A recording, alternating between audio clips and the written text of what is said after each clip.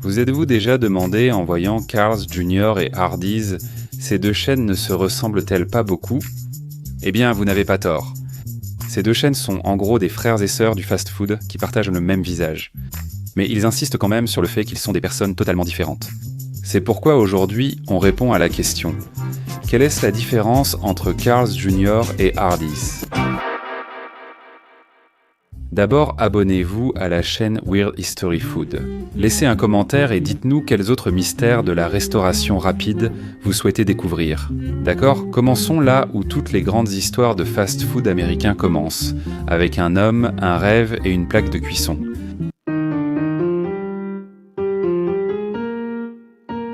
Bien que Carl's Jr. et Hardee's se ressemblent et soient d'un comme des versions inversées, ils ont acquis des réputations très différentes selon le côté du Mississippi où l'on se trouve.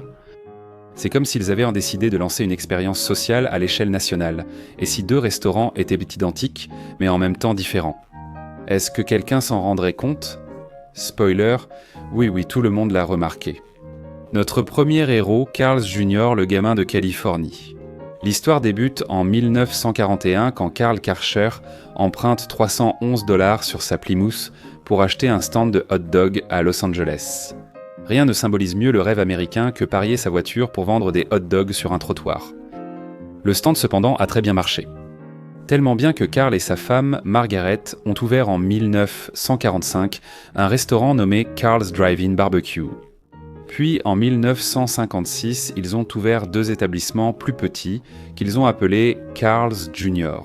Maintenant, quand un restaurant s'aime beaucoup, parfois il a un petit restaurant et lui donne son propre nom. Et c'est ainsi que Carl's Jr. est né.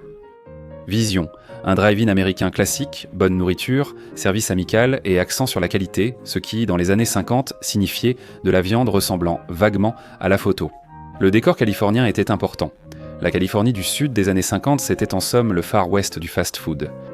Cette région a vu naître McDonald's, Taco Bell, Wiener Schnitzel et presque toutes les chaînes présentes dans un plan d'ouverture de Quentin Tarantino. Carl's Jr. a émergé à une époque où les drive-in dominaient, les voitures régnaient et les adolescents cherchaient un lieu autre que le sous-sol familial pour traîner. La marque a absorbé cette énergie comme du ketchup sur une frite gaufrée. Pendant ce temps, à Greenville, Caroline du Nord, Wilbur Hardy ouvre le premier Hardee's en 1960. Les affaires ont vite prospéré et Hardee's était prêt à franchiser après son deuxième établissement.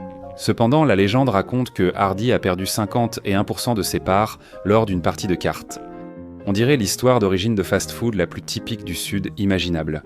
Hardee's a été construit autour de burgers grillés au charbon, d'un service rapide et surtout du petit déjeuner. Ils ont compris bien avant le reste du pays, qui a mis des décennies à apprendre. Les biscuits du petit déjeuner, c'est rentable. Et Hardee's ne faisait pas que ça, il s'y investissait vraiment.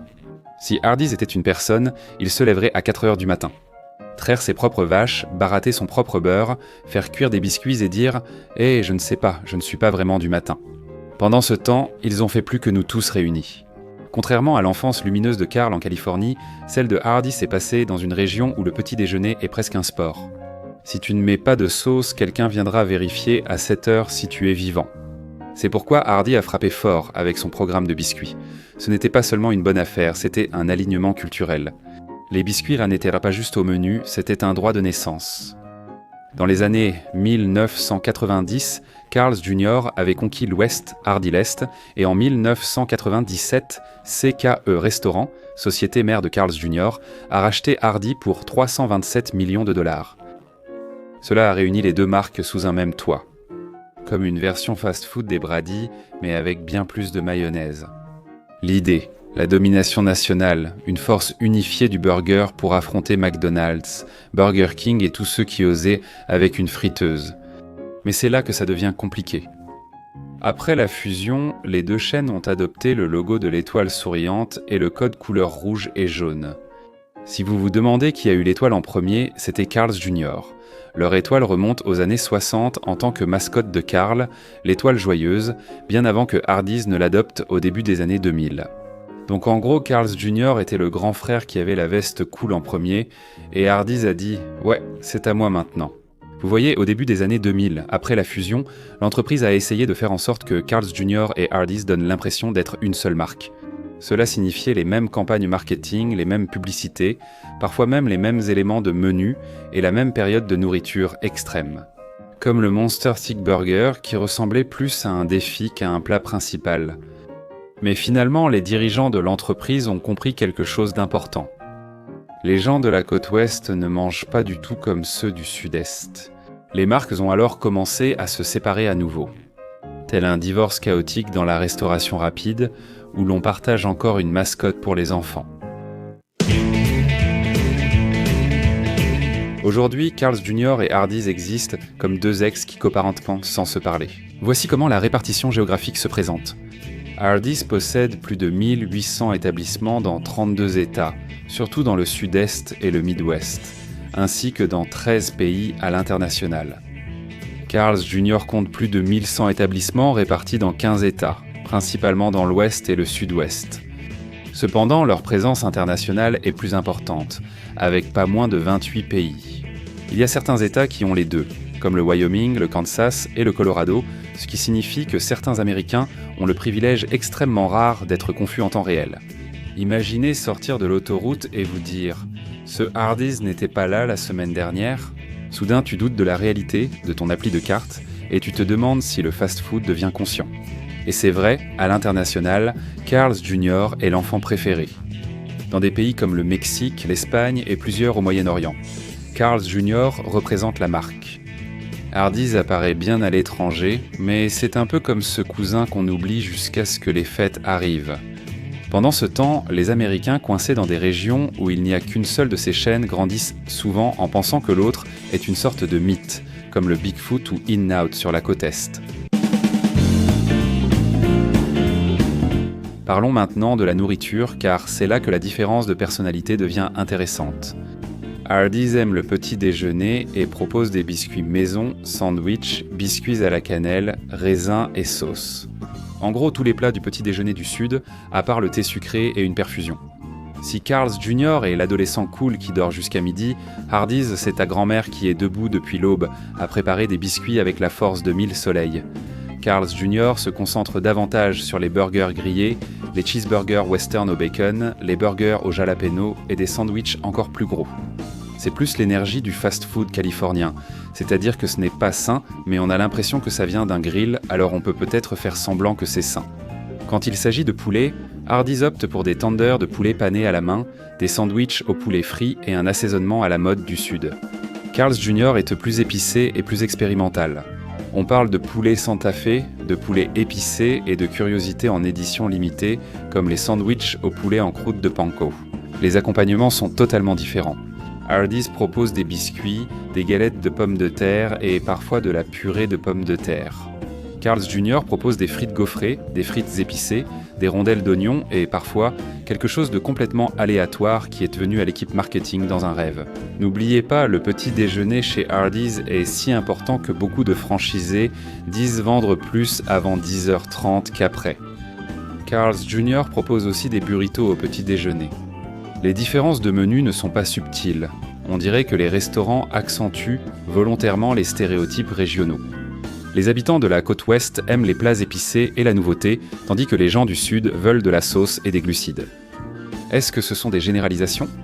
Bien sûr. Ont-elles aussi beaucoup de succès ? Oui, tout à fait. Maintenant, parlons des publicités. Oh là là, les publicités. Au début des années 2000, Hardee's a lancé des publicités si sexy et exagérées qu'elles rendaient les pubs Axe Body Spray subtiles.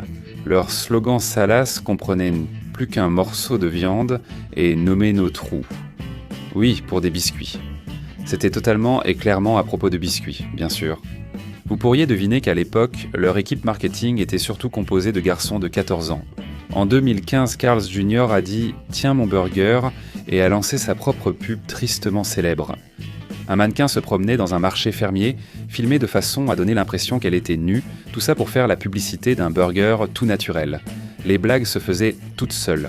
En 2017, face aux critiques, les chaînes ont lancé une campagne avec un président-directeur général fictif, Carl Hardy Sr., qui revient pour dire « Assez avec les pubs sexy, on se concentre sur la nourriture ». Depuis 2018, Carl's Jr. et Hardee's font à nouveau leur publicité séparément. Carl's Jr. a tendance à adopter un style audacieux, tape à l'œil, avec l'énergie et l'assurance typique de la côte ouest. Hardee's reste traditionnel et mise sur la cuisine réconfortante, comme si ta grand-mère préparait ce biscuit à l'aube.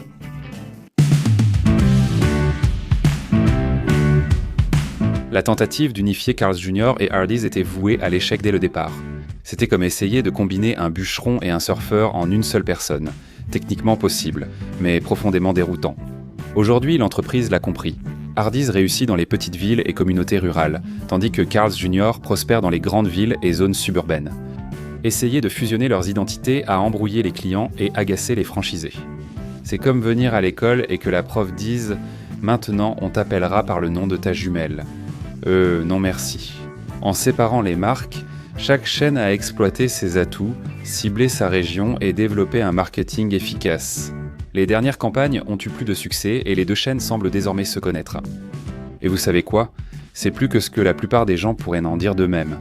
Donc bravo, voici le TL, trop long, n'a pas lu. Aujourd'hui, Carl's Jr. et Hardee's sont comme des jumeaux de la restauration rapide, liés mais vivant des vies très différentes. L'un est un burger californien décontracté, l'autre un papa du Sud au biscuit et à la superbe moustache. Et tous les deux font leur truc, une région à la fois. Préférez-vous Carl's Jr. ou Hardee's ? Dites-le nous en commentaire. Et profitez-en pour regarder d'autres vidéos de Weird History Food.